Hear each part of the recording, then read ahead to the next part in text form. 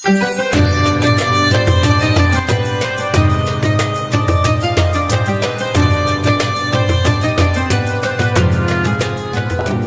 wassalatu wassalamu ala Rasulillah wa ala alihi wa ashabihi wa man tabi'ahum bi ihsanin ila yaumiddin, amma ba'd. Bapak Ibu sekalian, kita lanjutkan kajian kita kitab Nashaihul Ibad.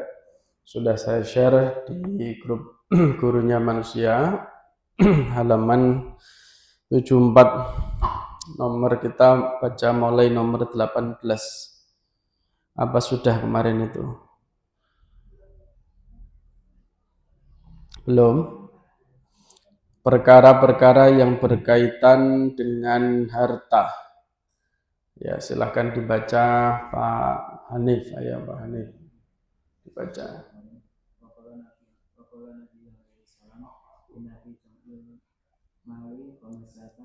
Khamsatu asya. Khamsatu asya.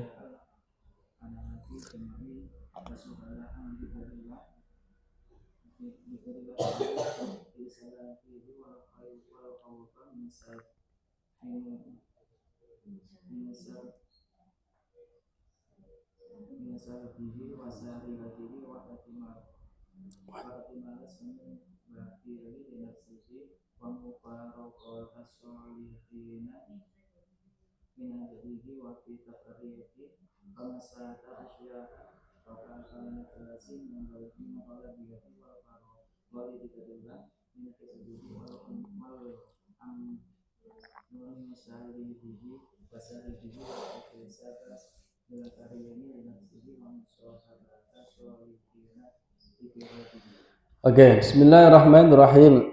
Perkara-perkara yang berkaitan dengan harta.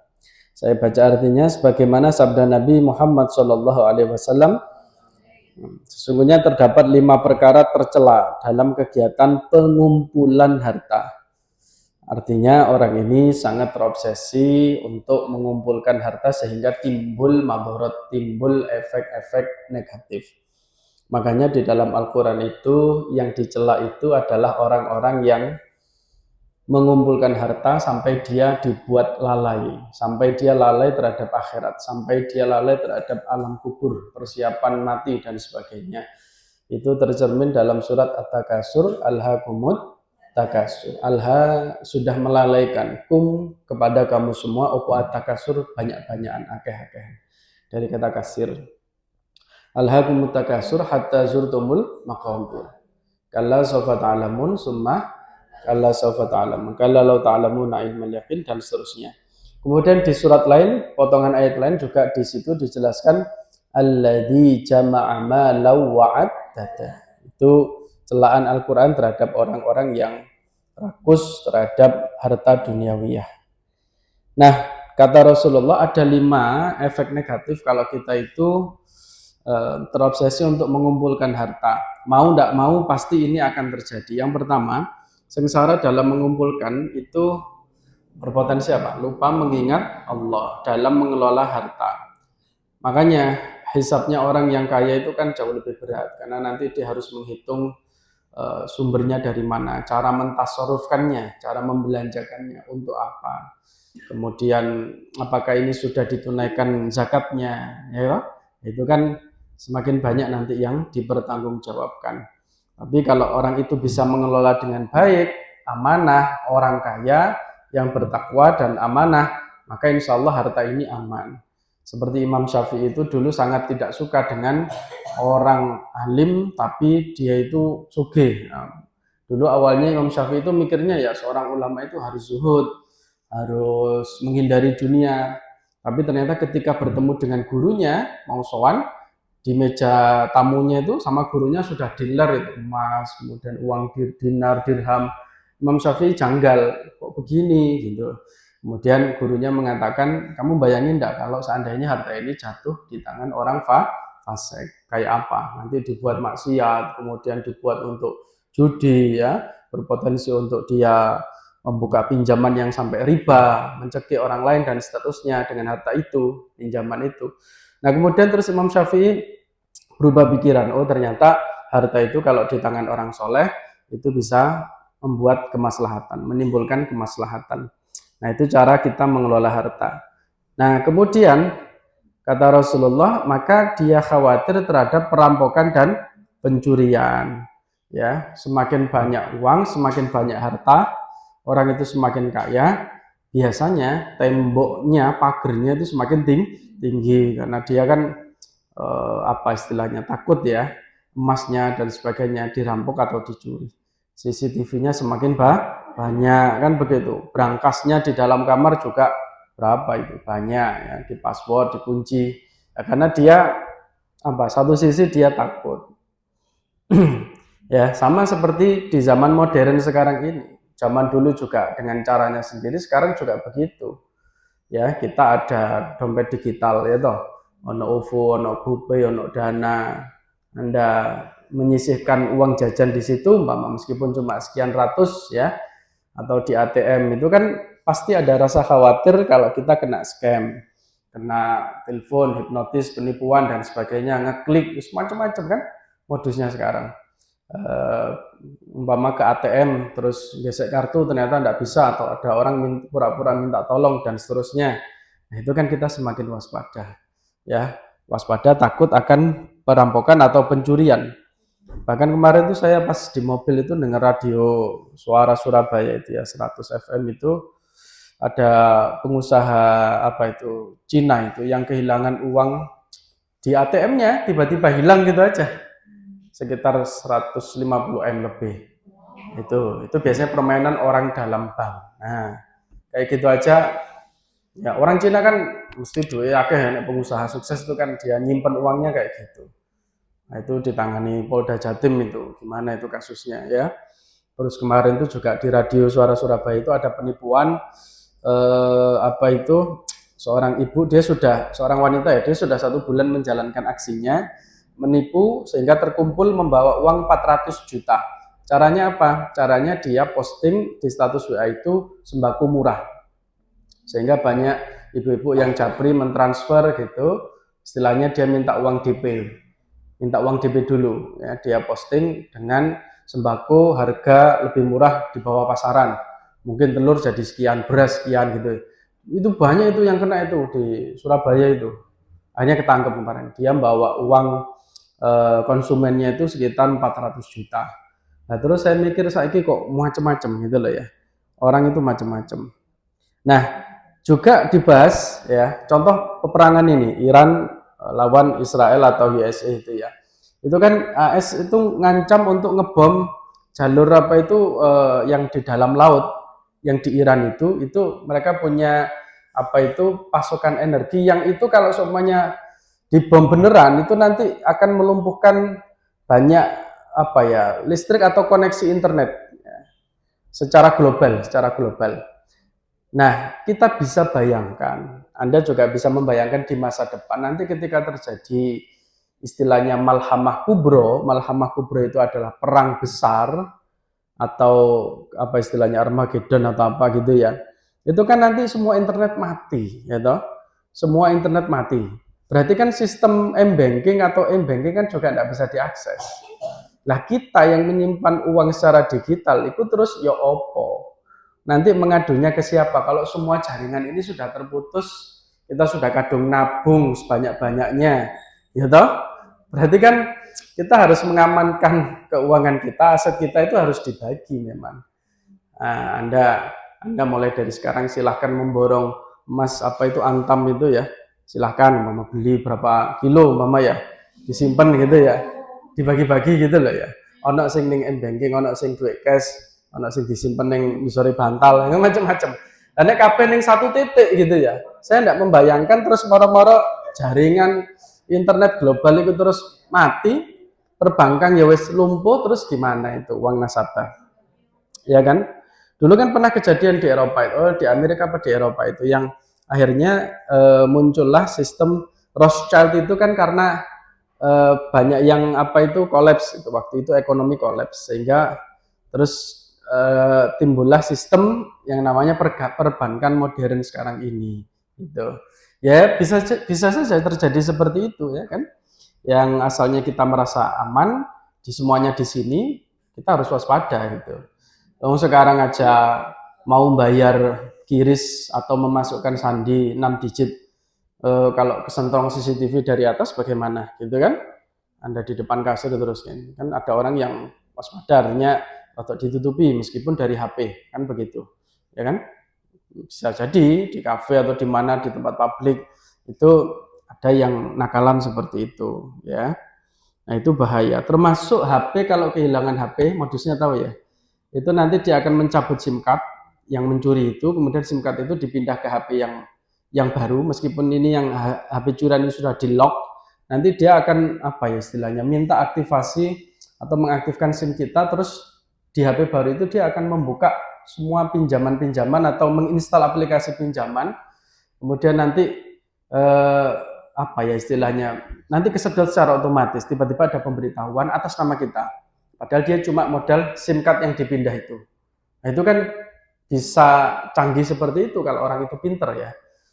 Dia ngerti penipuan dan sebagainya, tiba-tiba ada pinjaman sekian atau ada penarikan sekian atas, padahal kita tidak pernah melakukan transfer atau penarikan.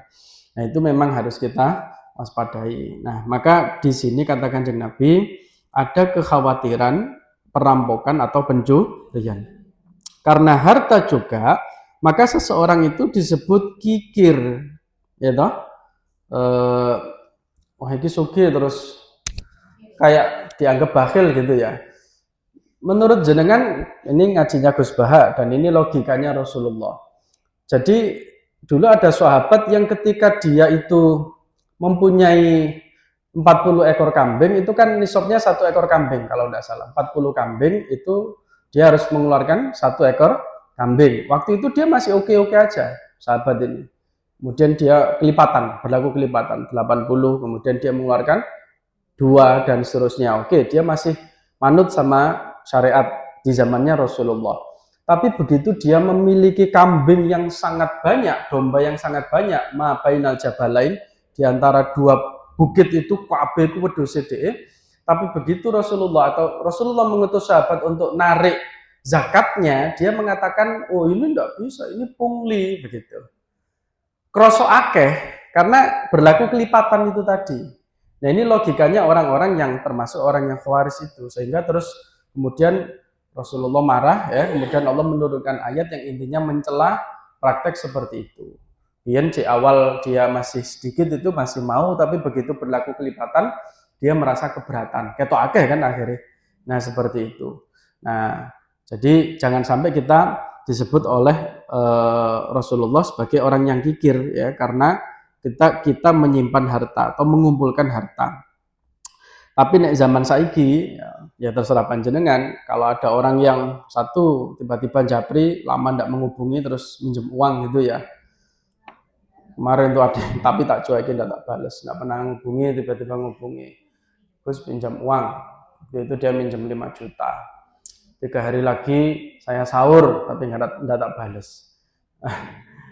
Batin saya kok gak ngenteni 3 dino wae ngono lho.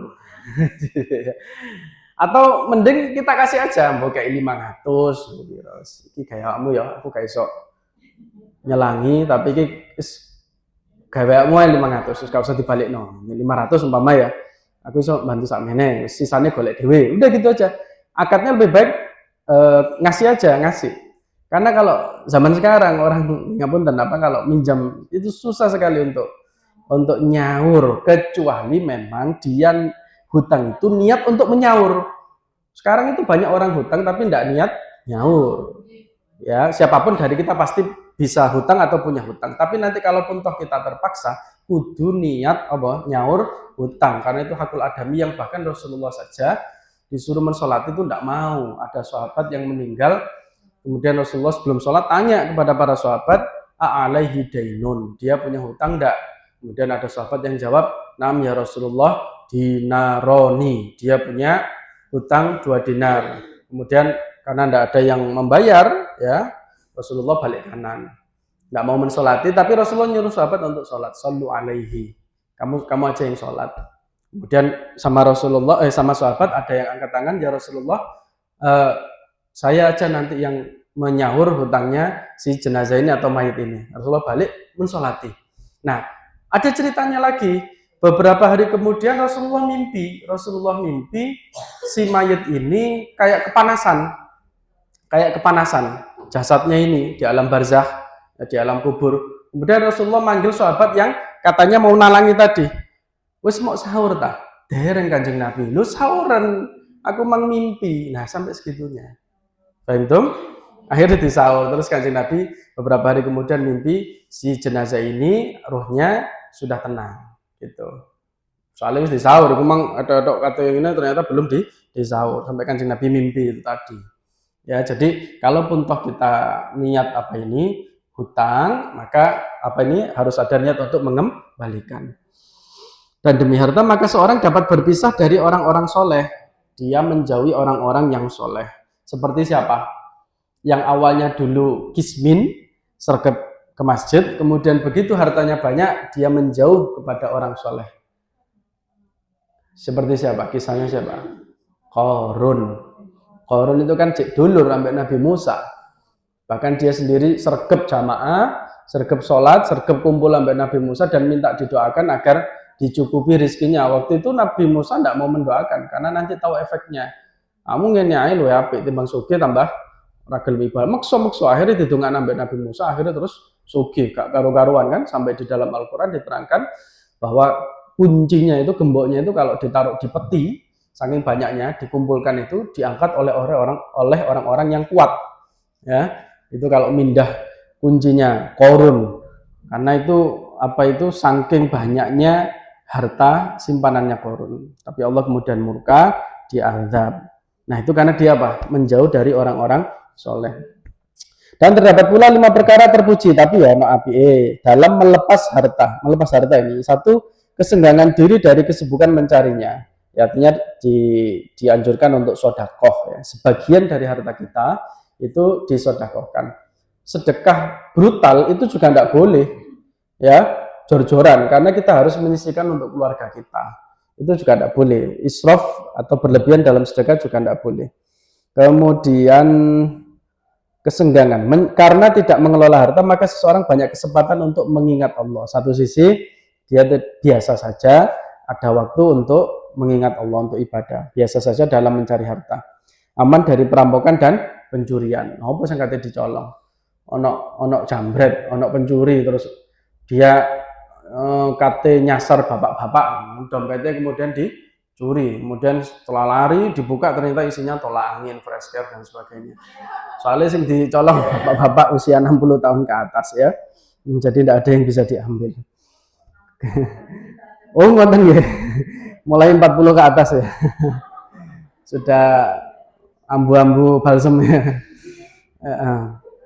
Sama kayak saya di mobil ya kadang nyetok tolak angin itu ya, tolak angin, minyak kayu putih atau tolak angin atau apa itu yang dihirup itu, fix inhaler itu ya. Kalau capek itu tolak angin itu paling cocok itu. Nek antangin wis gak cocok ya, beda soalnya.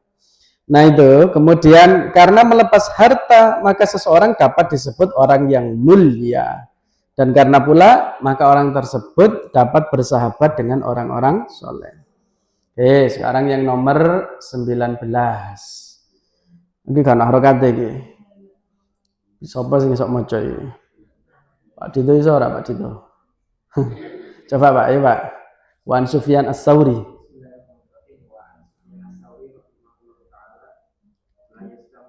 La yastami'u nah ni ya, karena ada huruf jarfi itu di kasroh. Li ahadimalin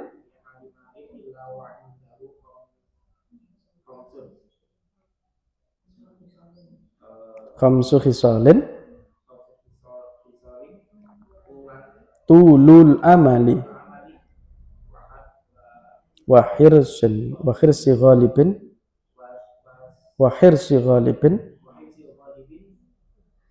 wa syuhin sadidin